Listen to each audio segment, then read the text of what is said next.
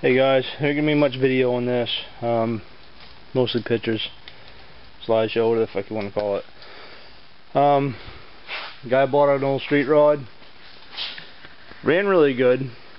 Didn't smoke really. And its only problem, supposedly when he bought it, was the training leaked around the speedo. Well, there's everything on this car leaked.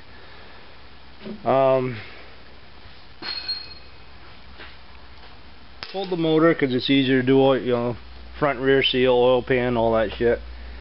It's easier just to pull a fucking motor out, put it on the stand and do it, than it is try to fucking do everything in car. And taking it apart, I noticed the plug was burning really shitty. And as you can see, these aren't burning bad. They're coloring up good. But this one is taking on oil. And if you look in, the valves are dry.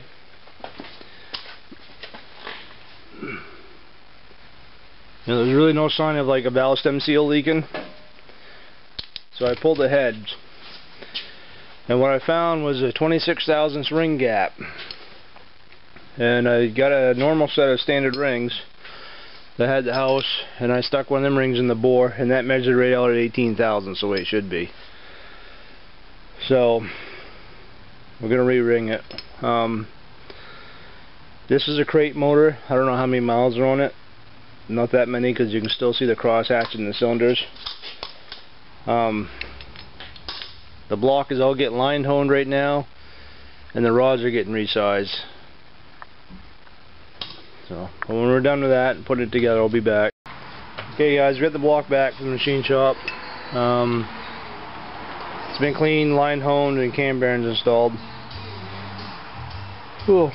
Now I'm getting ready to put the bearings in the crank in. Now when you open up your bearing box, on your mains you'll notice one half your bearing has a hole. That obviously goes in the block. And what that does, that allows oil to come through the block and into your bearing area. Then you get tangs on them, which obviously you have to line up in this notch. Seal. The fat, kind of pointed area, goes towards your crank. The shallow straight edge goes towards air. I offset my seal surfaces just a little bit. Up to you, don't matter. Take a little bit of silicone on your finger and swipe it in this area. Help seal the caps, but not on these. Just in this area. From here out, a little smear of silicone or that gooey Indian head stuff. Now, you need to lubricate your bearings. I like the white grease, or I use this. Don't use oil, you know, regular motor oil. The regular motor oil doesn't stay in place. It'll run off before this motor's even built. And don't forget your seal.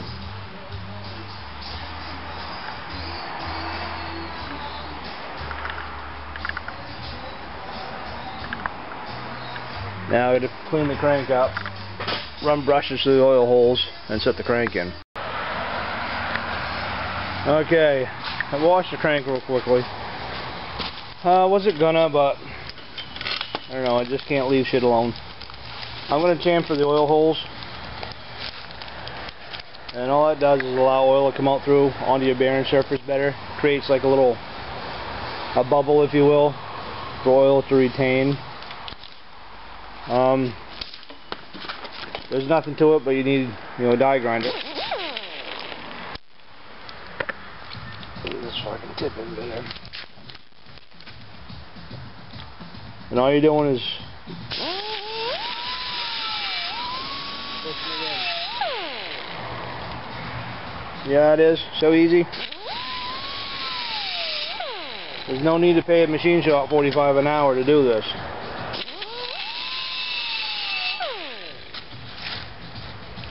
So, I'm going to do all of them, and I'll be back.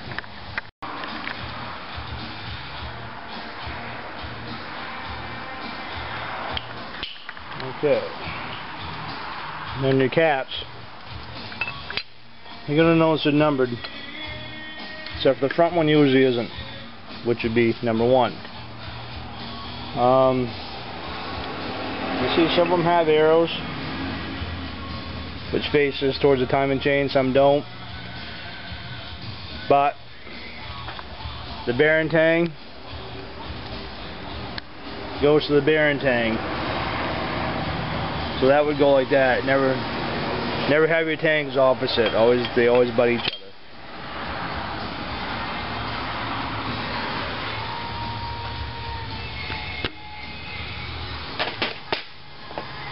Then you'll see your thrust bearing is really wide compared to the rest of them. Chevys are out back. You can't mistake it. You can't get it in the wrong spot, basically.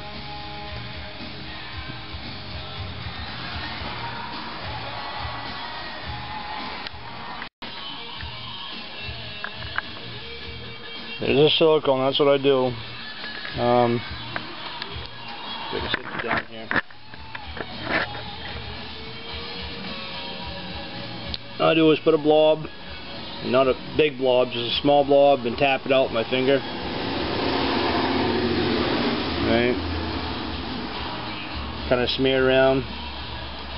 But you see I don't go past this groove here. And that will seal this area and make sure it's not going to leak. Okay, the bolts. Stock bolts, stock procedure. ARP, follow ARP's rules. If you deviate from stock bolts, you must have your fucking block, rods, whatever you're using the bolts in, resized. You know, of course, stuff like timing chain cover and whatnot. Because the extra clamp and load will actually distort the hole. So if I was going to put ARPs in this, I would have had to have the machine shop line hole this with the ARP bolts in it, not stock. He line holed it with stock bolts.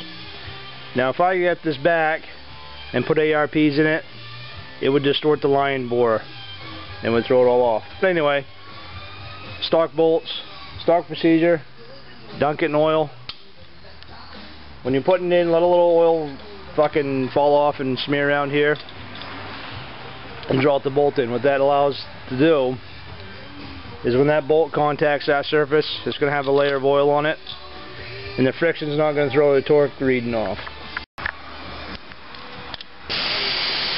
Down.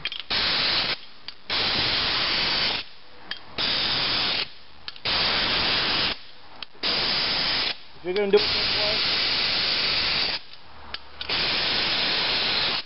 don't death grip the tool, let it swing.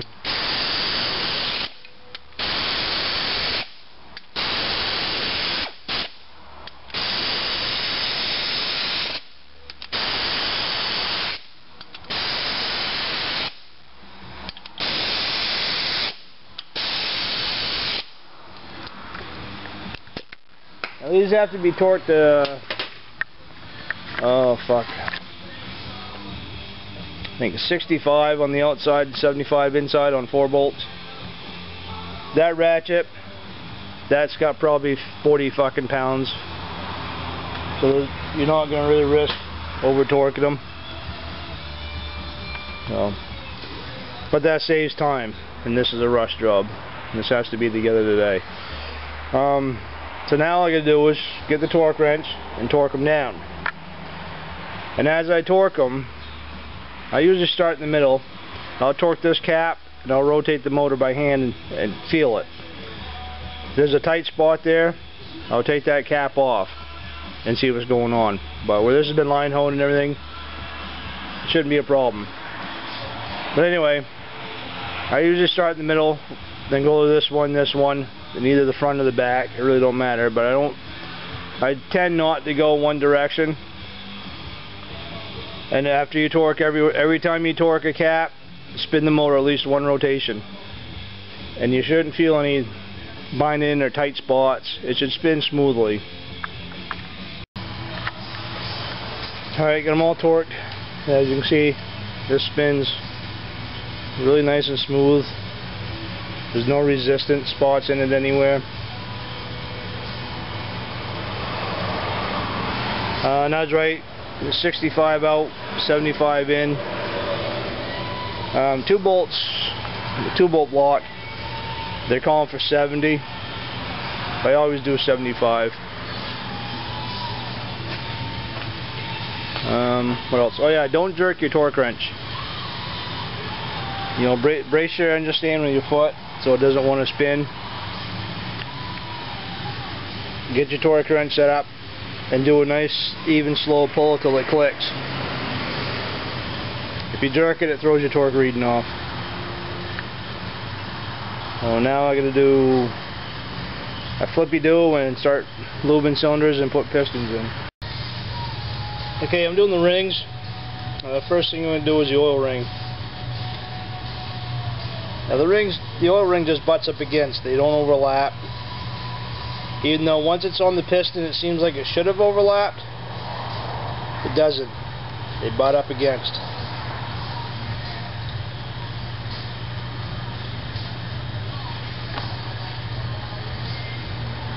Then they got the shelf that goes in after. And if you look real careful, you can see their expander ring has little notches for this ring to set into. But anyway, some have plastic ends. Those just butt. But anyway, just put that in. I don't put the gaps at the gaps, but take a shelf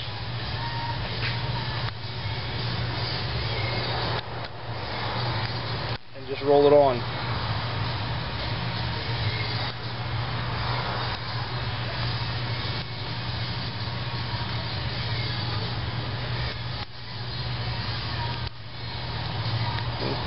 Nothing to that, right? Now you get your second ring, second groove. Most rings have notch or a dot, a top. They'll say something on it. If you look real close, this has a little mark. All your notches face up.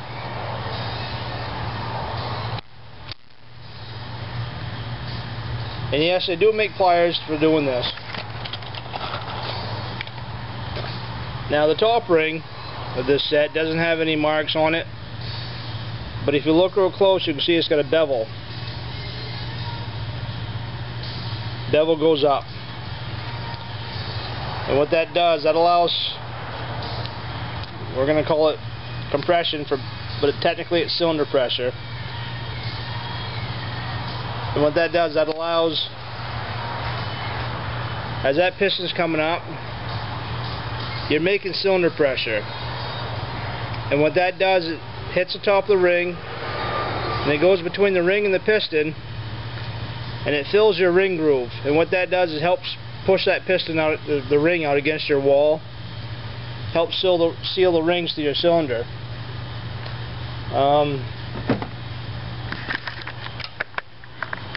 Crucial on a new motor, don't use Mobil 1, don't use synthetics.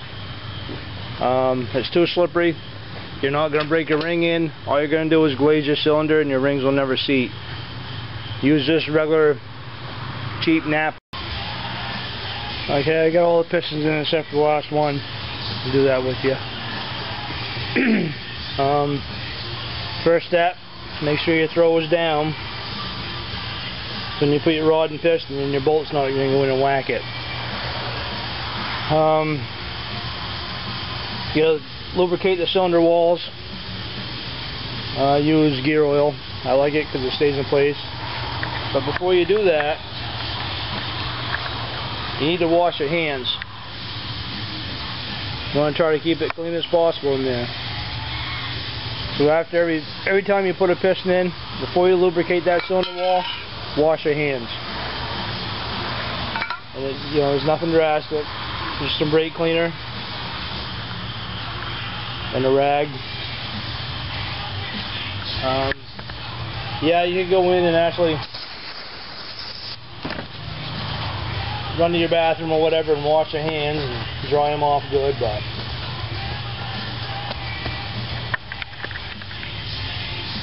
that's real quick right there. The fucking brake cleaner, I don't have to go anywhere. Now it's kind of hard to do this without a tripod, but I'll try.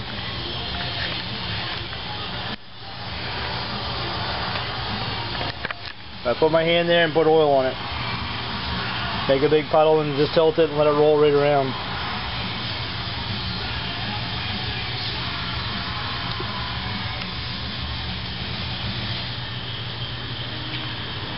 Now, for squishing the rings, I'm using an old band type of ring compressor.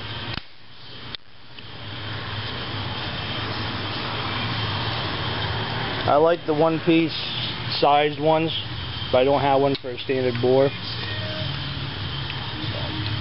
Anyway, next thing, see how these ring gaps are almost lined up? You don't want that. Turn them so they're opposite. Then next, put some oil on it.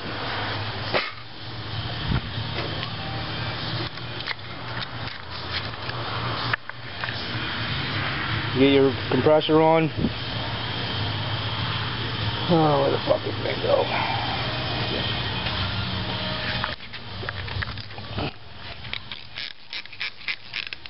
And tighten it up. Now the notch, if you get a notch on your piston, that goes forward. Let me pull this cap off. Okay, here's a little tip. Sometimes these rods can be hard to read on the edge on which way should face the crank, which way should face the other rod. Real simple. Snap the bearing in place. See how the bearing comes out the edge here? That's the edge that's going to go to the rod. And then you got a big space here. That's going to go to the crankshaft fillet. Just a little fucking quick note for you. I'm going to pop the bearing out. I don't install them with the bearings usually. Not with these type of compressors. If I had the one piece, one size, that'd be a different story because you can almost push it in my hand. But these you got to tap them. And a lot of times the bearing will fall out. I don't want to run the risk of it falling out on the floor or getting damaged in any sort of way. Okay, now we're ready to put this in. Now what you got to do is put your compressor on so your skirt's sticking out. That's going to locate it into the bore. Where's my fucking whacker?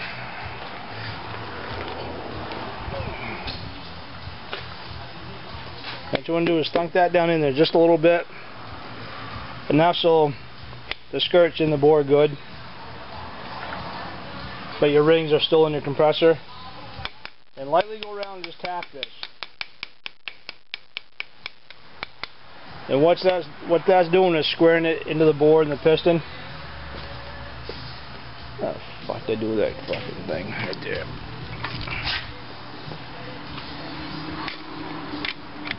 Now I gotta sit you down. You gotta tighten this really fucking tight. I gotta sit you down for a second.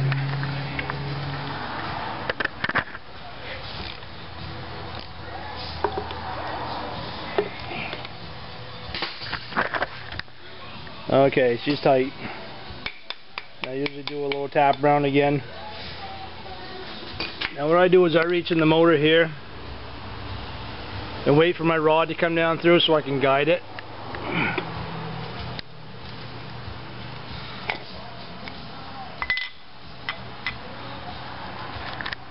I really don't want it to hit the crank, but anyway. Once you get to this point, this is just a rubber hammer from Snap-on. Just tap your piston down the bore. Now you look, see how far away it is from the crank. You know, you got You know, the space of a good woman there. So now you can just tap that down a little bit more, roll it upside down, put the bearing in your rod, then tap it in the rest of the way.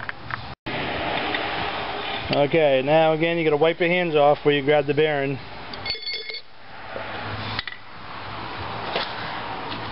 It's really hard to do one-handed.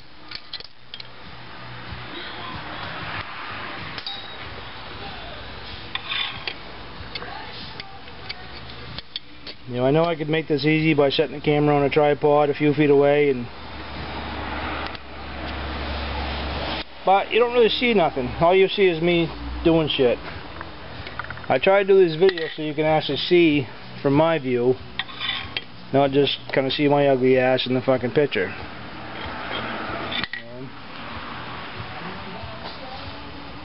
Now once you get your shell in, put a blob of fucking goo on it. Then take that hammer and bump it back up in so it seats. And just like that. Then you go to your cap, put a blob of lube on that, and then again you can see one side's got the flat, one side's got the big space to the crankshaft.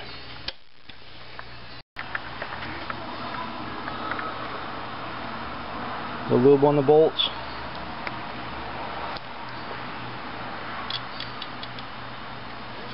Wind the nuts on it, torque it down. These get 45 pounds, by the way. And that's all there is to it. And there it is. There's your bottom end together. You know, I didn't like do any measuring like the plastic gauge. Everything was machined on this motor. All the clearances are machined in. I know what they are, so I don't have to check them. If they weren't, like if this didn't go to the machine shop, I'd use plastic gauge. I found out not too long ago that plastic gauge is real accurate. The last motor I did, it was machined. All the clearances were machined, and I checked them with plastic gauge just for the sake of the video, to show you how to use plastic gauge basically. And the plastic gauge was dead on.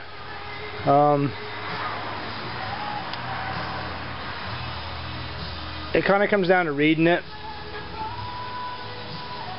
You gotta have a good eye. I mean, you're only gonna be off a half a thousandth if you're off, which isn't no big deal. Ring gap. The ring gap on this is 18 thousandths. They're nothing special rings, they're just a cast iron ring. They're not moly filled like what was in it. They're a cast piston. Oh, I should have showed you the skirt. Fuck. I think I can see it. Hyperurotectics, you need a bigger ring gap because they tend to soak up more heat into the pistons and the rings. And the more heat that you have, the more the metal is going to expand. Well, these pistons, I don't know if you can see it. No, you really can't. Fuck, I should have showed you before I put them in. But anyway, these old cast pistons, they have a steel insert on the pin. Right around the pin area, they have a steel insert. It's meant to kind of strengthen the piston around your pin area, but it's also meant to absorb heat. So that steel is going to suck some of the heat out of the piston. So, and these are just a regular cast piston. So 18 thousandths is fine. If these are hyperurotectic, then I'd have to be up and around 23-ish. Anyway, go with your piston the recommendations of the guy that's making the pistons.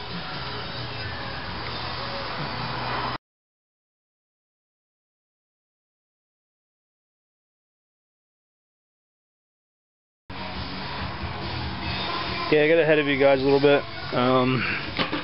So this has to go together and fast. I'm gonna leave off heads. No big secret, putting your heads on, clean them, Put the gasket in place, put them on, torque them down, starting from the center and working your way out. You don't want to start in your ends and come in, because that can actually make the head kind of warp in the middle. When you start in the middle, it kind of spreads the load outward.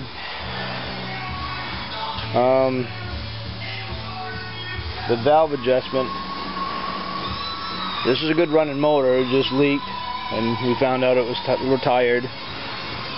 But the valves weren't noisy. They weren't too tight to make it run fucked up. So to save time, when I pulled the motor apart, all I did is pull the bolts out of the head and take the head off without fucking with the rockers. Now putting them back together is different, because you gotta move them to put your push rods in. You wouldn't want to put the push rods in your lifters, then try to put the head in place. So what I did is I used a caliper. Now as you can see, you get this little dink sticking out when you adjust it. So what I did is I measured from the top of the stud down to the top of the nut.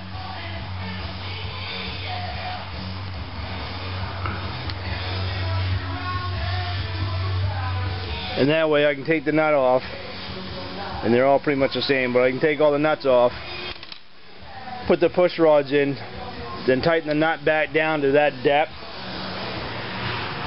and they're back to what they were when I took the motor out of the car, or within a couple thousandths anyway. Matched it up real quick and painted it. What I'm going to do is I'm going to set the gasket in place, like so, and trace around it.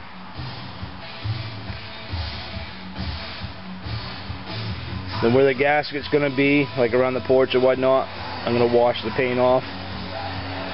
It wouldn't do any harm to leave the paint there, but I'm going to wash it off where the gasket is. The intake, kind of dirty, so I'm probably going to at least wash it. Kind of told her the idea of bead blasting it, but I don't know if I'm going to do that or not. I might. I don't know. We'll see when I get there.